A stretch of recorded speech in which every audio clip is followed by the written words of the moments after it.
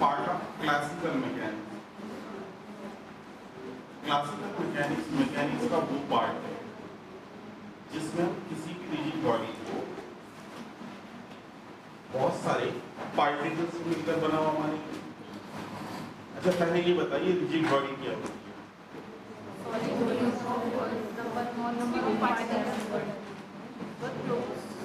जो फ्लो नहीं कर सकते वो रिजिड होती है। वो तो बॉडी रिजिड किसको कहेंगे? इसके पार्टिकल स्पेस बहुत कम होता है, बहुत क्लोज होता है पार्टिकल। कम और ज्यादा से कोई मतलब नहीं होता। फोर्स लगाने पर बॉडी स्थापित होगी, लेकिन दो पार्टिकल्स के बीच की रिलेटिव डिस्टेंस चेंज नहीं होगी। अगर आप किसी बॉडी को सरका के दूसरी तरफ ले जाओ तो दूरी तो बदल गई ना उसकी। अगर इस दीवार से आप उसके पार्टिकल्स की दूरी मेजर करने लगो तो वो दूरी तो चेंज हो रही है ना, लेकिन किन्हीं दो पार्टिकल्स के बीच की रिलेटिव डिस्टेंस चेंज नहीं हो रही।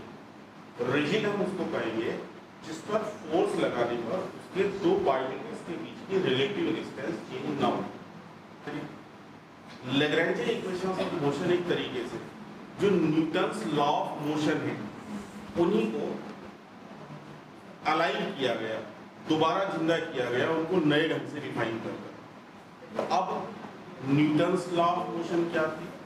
पहला लॉ था लॉ ऑफ इनर्शिया, मींस कोई भी ऑब्जेक्ट या कोई भी बॉडी जिस अवस्था में उसी अवस्था में चलती रहेगी या स्थिर रहेगी जब तक कि उस पर बाह्य बल आवश्यक न हो। दूसरा था लॉ ऑफ मोमेंटम, जितना उस पर फोर्स लगाया जाएगा उसके मोमेंटम में जितना चेंज आएगा वो अप्लाइड फोर्स के बराबर होगा। The rate of change in momentum is equal to applied force, F बराबर m। और थर्ड था एक्शन रिएक्शन। तो जो लैग्रेंज इक्वेशंस ऑफ मोशन है आप पाओगे, अभी हम डिराइव करने जा रहे हैं। लैग्रेंज इक्वेशंस ऑफ मोशन एक तरीके से न्यूटन्स लॉ को ही रियलाइज किया गया, दोबारा नए ढंग से रीस्केल किया गया। इससे पहले conservation of principle of conservation of momentum, सममित संरक्षण का नियम, कोणीय सममित संरक्षण का नियम, ऊर्जा संरक्षण का नियम, द्रव्यमान संरक्षण का नियम, ये सब प्रिंसिपल्स आप कम से कम फैमिलियर तो हैं। डेराइव आपने भले ही ना किए हो, इनका मैथमेटिकल प्रूफ आपने भले ही ना लिया हो, लेकिन फैमिलियर है कि काइनेटिक एनर्जी कंजर्व रहती है, केवल एक फॉर्म से दूसरी फॉर्म में इसको रिप्लेस किया जा सकता है, एक फॉर्म से दूसरी फॉर्म में ट्रांसफॉर्म हो सकती है, लेकिन टोटल एनर्जी कंजर्व है। यूं ही समय है, समय भी संरक्षित रहेगा। कुछ प्रतिबंध है, कुछ फिजिकल कंडीशंस हैं, generalised coordinates and degree of freedom. अगर कोई बॉडी गति कर रही है तो उस गति करती हुई बॉडी की कंप्लीट पोजीशन स्पेसिफाई करने के लिए जितने मिनिमम इंडिपेंडेंट कोऑर्डिनेट्स की जरूरत होगी, जितने कोऑर्डिनेट्स की सहायता से आप उसके मोशन को कंप्लीटली डिफाइन कर पाओ, वे सारे के सारे कोऑर्डिनेट्स जनरलाइज्ड कोऑर्डिनेट्स कहलाते हैं। और जितने संख्या में होंगे वो उसकी डिग्री ऑफ फ्रीडम। सपोज कीजिए एक बॉल को आपने फर्श पे लौटा दिया, बॉल को फर्श पर लौटा दिया, आपको किसी भी इंस्टेंट उसकी पोजीशन स्पेसिफाई करनी है कि वो कहाँ है। कितने कोऑर्डिनेट्स की जरूरत पड़ेगी? तीन। कौन कौन से? जेड भी चाहिए जब फ्लोर पे लुढ़क रही है, जब लुढ़की हो फ्लोर पर रही है तो जेड कहाँ होगा? केवल एक्स और वाई तो हुआ, दो कोऑर्डिनेट तो हुए। हाँ, अगर वो आकाश में उड़ने लगे,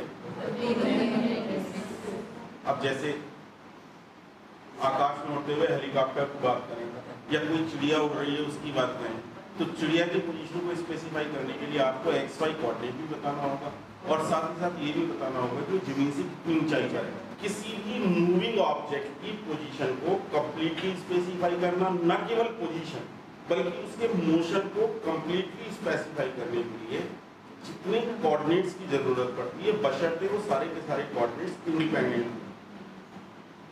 उन सारे कोऑर्डिनेट्स को हम जनरलाइज्ड कोऑर्डिनेट्स कहेंगे और उनकी संख्या को हम डिग्री ऑफ फ्रीडम कहेंगे। जैसे पतंग आकाश में उड़ रही है, अगर केवल आप ये बताएं कि आपने कितने लंबा धागा से उसको बांध रखा है, तो केवल धागे भर से उसकी लंबाई की उसकी पोजीशन नहीं स्पेसिफाई होगी। स्पेस में उड़ रही है, ठीक है, एक्स वाई जेड तीनों कोऑर्डिनेट्स होंगे, लेकिन उन एक्स वाई जेड के बीच में एल वाला रिलेशन भी तो आएगा धागे की लंबाई का। तो वास्तव में 3 नहीं बचेगा, तब 2 रह गए। अगर एक्स वाई जेड में रिलेशन बना लो तो 2 कोऑर्डिनेट बचे ना। हाँ, अगर पतंग किसी इंस्टेंट कट जाए तो स्पेस में फ्री मूव करेगी, अब उसमें तीनों कोऑर्डिनेट से गैस मॉलिक्यूल्स अगर किसी बर्तन में भरे हुए हैं, किसी भी कंटेनर में गैस मॉलिक्यूल्स भरे हैं, तो उनकी पोजीशन को स्पेसिफाई कर दीजिए। अब गैस मॉलिक्यूल्स पूरी स्पेस में मूव करते हैं, पूरे के पूरे बर्तन में, according to kinetic theory of gases. तीन जनरलाइज्ड कोऑर्डिनेट। और भी बहुत सारे एग्जांपल्स आपको मिल जाएंगे। केवल कहना इतना भर है कि जब भी कोई ऑब्जेक्ट मूव करता है, जब भी कोई बॉडी मूव करती है, उसके मोशन को स्पेसिफाई करने के लिए कितने कोऑर्डिनेट हमें चाहिए, कितने मिनिमम कोऑर्डिनेट हमें चाहिए, वो सारे कोऑर्डिनेट इंडिपेंडेंट होने चाहिए। उन कोऑर्डिनेट्स को जनरलाइज्ड कोऑर्डिनेट्स कहेंगे और उनकी संख्या को भी निरंतर। हम यहाँ क्लासिकल मैकेनिक्स जो लैग्रेंज इक्वेशंस ऑफ मोशन है, केवल Q1, Q2, Q3, Q4, क्योंकि x y z के बाद अगर मैं आपसे कहूँ कि 10 कोऑर्डिनेट बताओ, कौन कौन से बताओगे 10, x y z के बाद खत्म हो जाएंगे। चौथा ढूंढना भी बड़ा मुश्किल होगा। चलो UV W आपने जैसे तैसे और ढूंढ लिए, और ढूंढ लो, PQ R भी ढूंढ लिया, और अब 100 ढूंढने हैं, तो ये काम खत्म नहीं होगा। तो इससे अच्छा हम इसको जनरलाइज कर रहे हैं। हम ये कहेंगे, मैं अभी लिख रहा हूँ, पहले समझना कि Q1, Q2, Q3 up to Qn ये जनरलाइज्ड कोऑर्डिनेट्स हैं। Q1, Q2, Q3 up to Qn। अगर स्पेस में कोई ऑब्जेक्ट चल रहा है तो n का मान 3 हो गया। Q1 बराबर x, Q2 बराबर y और Q3 बराबर z। जो हमने अभी इस रोपवे वाली ट्रॉली का एग्जाम्पल लिया था, ये 2 जनरलाइज्ड कोऑर्डिनेट्स में है। Q1 बराबर x और Q2 बराबर थीटा। पोजीशन और एंगल 2 ही जनरलाइज्ड कोऑर्डिनेट तो थे। जो भी generalised coordinates Q1, Q2, Q3 and Qn से हम नोटेट कर रहे हैं, प्रैक्टिकली जहां भी जिस फॉर्म में भी ये जनरलाइज्ड कोऑर्डिनेट आएंगे, इनको उसी फॉर्मेट में हम सब्स्टिट्यूट करेंगे। तो मैथमेटिकली पूरा एक्सप्रेशन हम पूरी थियरी n जनरलाइज्ड कोऑर्डिनेट को डिफाइन कर रहे हैं, Q1, Q2, Q3 up to Qn। Like Q1, Q2, Q3 up to Qn are n generalized coordinates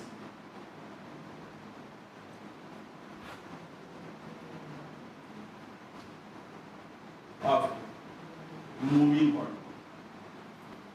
Then its position at any time t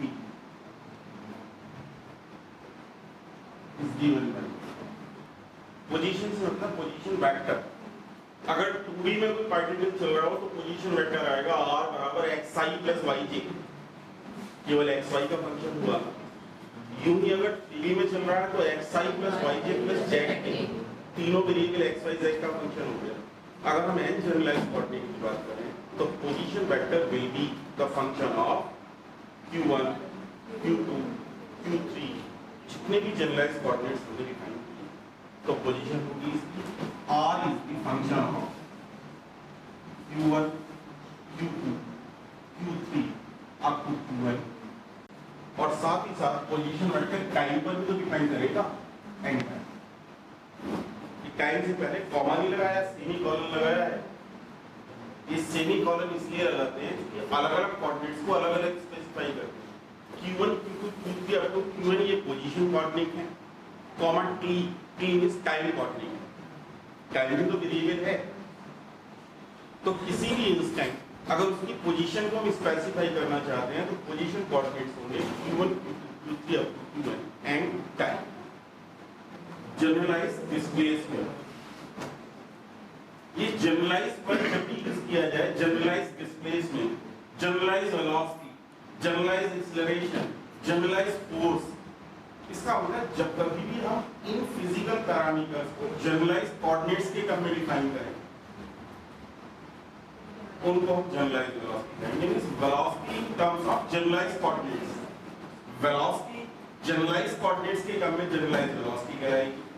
displacement in terms of generalized coordinates is the generalised generalise से मतलब in terms of generalise coordinates. अगर किसी उसका position ये है तो displacement dr differentiate कर दिया है और is the function of q1 q2 q3 up to q1 and time, then the generalized displacement dr differentiate करना याद है कैसे करते हैं डिफरेंशियल में? बहुत सारे वेरिएबल का फंक्शन होता है। पहले वेरिएबल के रेस्पेक्ट में डिफरेंशियल पार्शियली pq1, दूसरे वेरिएबल के रेस्पेक्ट में partial differential pq plus nth variable के रेस्पेक्ट में differential pqn plus del r by del t। So dr will be equal to summation del r by del q alpha pq alpha। Alpha कहां से कहां तक very किया? 1 से n plus del r by del t। दो चीजों में कभी आपस में कंफ्यूज मत होना। अगर जनरलाइज कोऑर्डिनेट है तो वेरी कराएंगे अल्फा को, दैट इज मैंने qi नहीं लिखा है, यहाँ पर लिख सकते थे qi भी। आई की संभावना इसलिए छोड़ दी कि अगर हम टोटल नंबर ऑफ पार्टिकल्स के लिए इसको करने लगे तो हर पार्टिकल के लिए भी तो अलग अलग मेजर करने पड़ेंगे। बॉडी जो डिस्टिंग्विश पार्टिकल है बॉडी के अंदर, और जितने जनरलाइज कोऑर्डिनेट्स हैं उसके लिए वेरी करना है अल्फा। ये एक्सप्रेशन है हमारे पास generalize displacement, generalize velocity. Displacement को टाइम से डिवाइड कर दो, आगे वेलोसिटी ये दिया रखा है यहाँ पर, इसे टाइम से डिवाइड कर दो। dr upon dt is equal to summation alpha from 1 to 10 del r by del q alpha dq alpha by dt plus del r by del, that is r dot is equal to dot ऐसे ही बनाना बड़ा सा, dot means derivative with respect to time, is summation alpha from 1 to 10 del r by del q alpha q alpha dot plus del r by del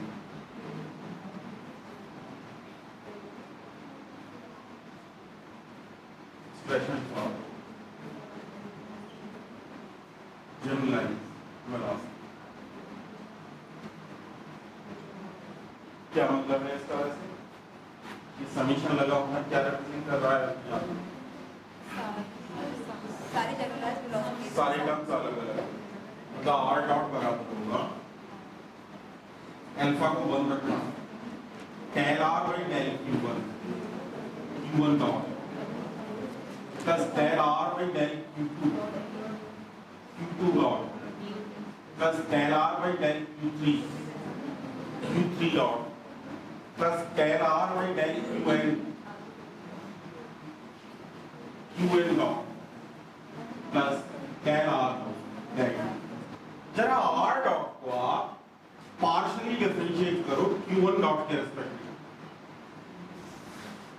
जब q1 dot के respect में differentiate करेंगे तो q1 dot को q1 पहले term में है ना, क्या रहेगा? del r by del q1 constant और q1 डॉट का 1। पार्शियली कर रहे हो ना डिफरेंशिएट, पार्शियली और टोटल में अंतर है। जब पार्शियल करेंगे तो केवल जिसके रेस्पेक्ट में आप जिस वेरिएबल के रेस्पेक्ट में डिफरेंशिएट कर रहे हो वही वेरिएबल होगा। यूं ही अगर इसे q2 के रेस्पेक्ट में करने लगे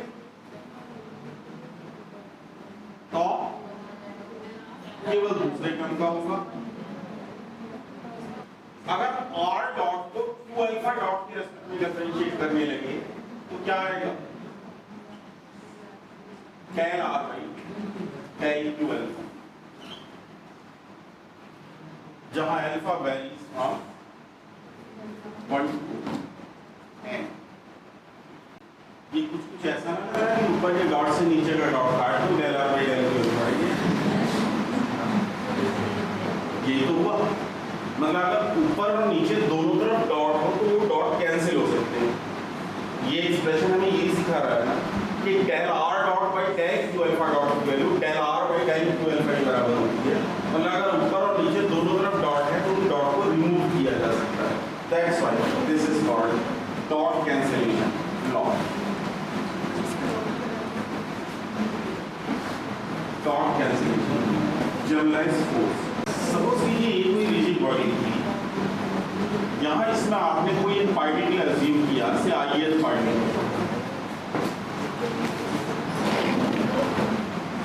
कोई एक पार्टिकल अज्यूम किया, सपोज कीजिए आईएल पार्टिकल। इस आईएल पार्टिकल का एक फिक्स ऑरिजिन के रेस्पेक्ट में पोजीशन वेक्टर है आर आई, और इस पर हमने एफ फोर्स अप्लाई की। फोर्स वेक्टर हम की है ना, एफ फोर्स हमने इस पर अप्लाई किया। अभी ये मैं आपसे नहीं कह रहा कि जनरलाइज फोर्स है भी कैसी फोर्स है, अभी तो एक्सटर्नल फोर्स एफ अप्लाई की है इस पर, तब कितना वर्क होगा, इस फोर्स के कारण इस पर कितना वर्क अप्लाई होगा। Work is equal to force into displacement f dot d r, है ना। कैपिटल है हम पार्टिकल्स लेंगे और स्मॉल है जनरलाइज कोऑर्डिनेट लेंगे, दोनों में अंतर रखेंगे। दोनों चीजें अगर कहीं आ गई तो जिससे इनकी बीच में पहचान रख सके। If are I be the position vector of IL particle, अगर आईएल पार्टिकल का पोजीशन वेक्टर आर आई हो तो आर आई क्या होगा, then Ri will be equal to Ri किस का फंक्शन होगा, Q1 का, Q2 का, Q3 का, Qn का और टाइम। देखो एक सेंटेंस आपको बार बार नोट करेगा, इसको समझने को समझिए, सिर्फ समझना। सपोज कीजिए r का मान x square plus y square plus z square,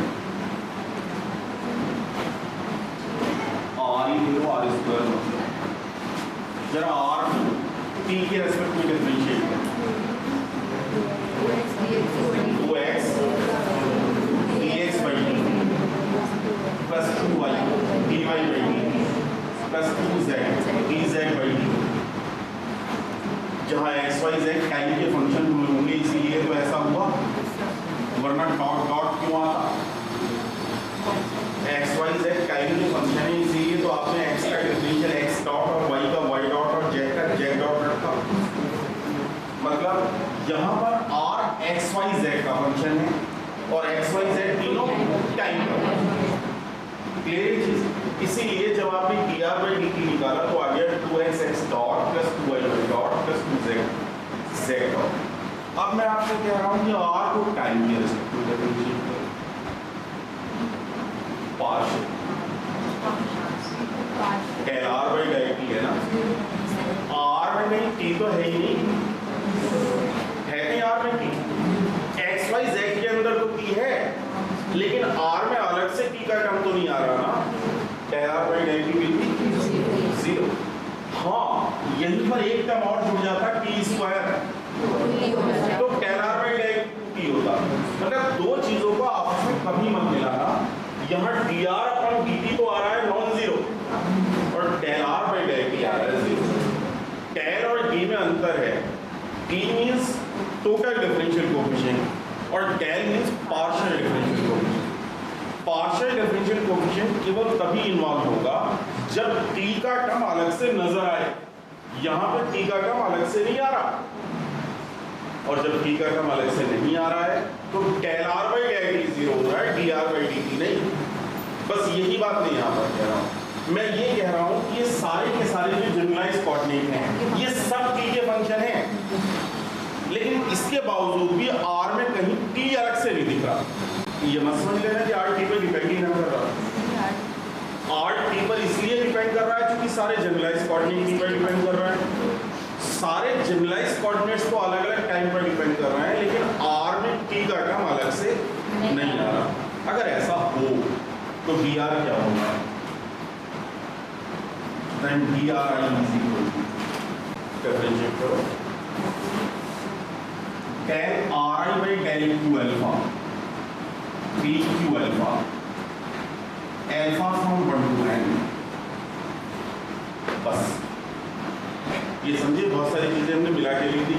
differentiate use करते हैं del r by del q1 bq1 plus del r by del q2 bq2, summation तो हमने लिख दिया। और एक का आता है del r by del t dt, del r by del t तो है ही नहीं था, चलो फिलहाल लिखने अभी खत्म करेंगे। del r by del t if r if time t is not explicitly involved, then अगर टाइम का टर्म एक्सप्लिसिटली इन्वॉल्व नहीं है, एक्सप्लिसिटली मींस अलग से बाहर, मतलब एक्स वाई जेड के अंदर तो पी है लेकिन पी का टर्म अलग से नजर नहीं आ रहा।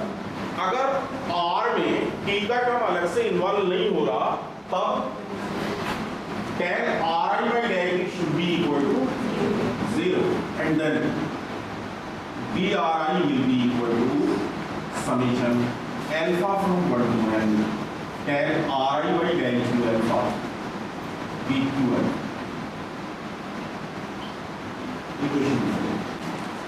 if fi the external force on ith particle, अगर fi ith particle पर लगने वाला एक्सटर्नल फोर्स हो तो टोटल वर्क कितना होगा? then work will be equal to force into displacement। force है fi, displacement है dri। ये तो ith पार्टिकल पर आया अभी, dw is equal to fi dot dri। therefore total work, पूरी बॉडी में कितना वर्क होगा? dw is equal to जितने भी इसमें पार्टिकल है सब पर अलग अलग वर्क निकाल लें, क्योंकि वर्क एक स्केलर क्वांटिटी है, अगर जोड़ देंगे तो टोटल वर्क आ गया, will be equal to summation I from 1 to n fi 1 to capital fi dot dri की वैल्यू रखिए, summation alpha from 1 to n tan ri by del q alpha bq alpha। अभी जो force है वो generalise coordinate पे depend नहीं कर रही। जनरलाइज फोर्स तो तब कहलाएगी ना जब जनरलाइज कोऑर्डिनेट्स के टर्म में आए, तो मैं इस फोर्स को जनरलाइज कोऑर्डिनेट के टर्म में लाने का प्रयत्न कर रहा हूँ, बस इतनी सी बात। फिलहाल यहाँ वेरी कर रहा है i from 1 to n, that is total number of particles. अगर ये टोटल नंबर ऑफ पार्टिकल्स पर डिपेंड ना कर डिपेंड कर जाए जनरलाइज कोऑर्डिनेट पर, जनरलाइज फोर्स हो जाए। दोनों समीशन को आपस में एक्सचेंज कर दो, summation alpha from 1 to n summation I from 1 to capital N fi dot tan ri by del q alpha bq alpha। ये किसके टर्म में आएगा? ये रिजल्ट इसमें वेरी कौन किया? I। जब वेरी किया I तो दूसरा कौन बचा? इसका मतलब ये जो कुछ भी है वो अल्फा के टर्म में डिफाइन होगा ना, right. Summation I from 1 to capital N fi dot tan ri by del q alpha is equal to say capital Q alpha, then work is equal to summation alpha from 1 to n q alpha bq alpha। आ गया generalise coordinate के term में। देखिए क्या ये alpha पर depend नहीं कर रहा, और अल्फा पर डिपेंड करने का मतलब क्या ये जनरलाइज कोऑर्डिनेट्स पर डिपेंड नहीं कर रहा, और जनरलाइज कोऑर्डिनेट पर डिपेंड कर रहा है, और वर्क बराबर Q alpha d q alpha के बराबर है। वर्क हम जानते हैं कि वर्क फोर्स इनटू डिस्प्लेसमेंट होता है। ये रखा डिस्प्लेसमेंट इसकी फोर्स से मल्टीप्लाई हो रही है, तो वास्तव में क्यू अल्फा फोर्स ही तो रही होगी। ये क्यू अल्फा चूंकि जनरलाइज कोऑर्डिनेट पर डिपेंड कर रही है, इसलिए इस क्यू अल्फा को ही हम generalise force is equal to summation I from 1 to capital N f I dot del r I by del q alpha is defined as generalized force.